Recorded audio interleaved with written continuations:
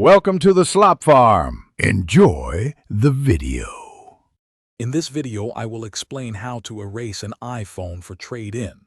First, back up your device, turn off Find My iPhone, and sign out of your Apple ID before proceeding with the erase process.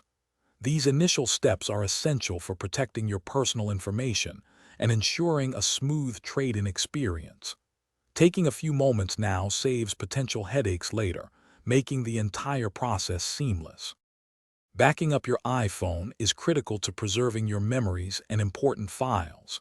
You can use iCloud for a convenient cloud backup, or connect your device to a computer for a local copy using Finder on a Mac or iTunes on a Windows PC. Take a moment to confirm the backup completed successfully. This ensures all your valuable data is safe and sound. Turning off Find My and signing out of your Apple ID are vital steps for your iPhone trade-in. Navigate to Settings, tap your name at the top, and then scroll down to select Sign Out. This action prevents activation lock and ensures your device is fully disconnected from your personal ecosystem. It's a simple process that guarantees your privacy and a smooth transfer.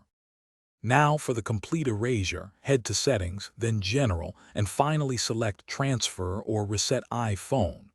Choose Erase all content and settings. Confirm this action when prompted.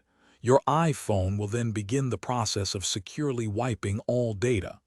This can take several minutes, transforming your device back to its factory state, just like it was when you first unboxed it. Thanks for watching. Consider subscribing if we helped you today.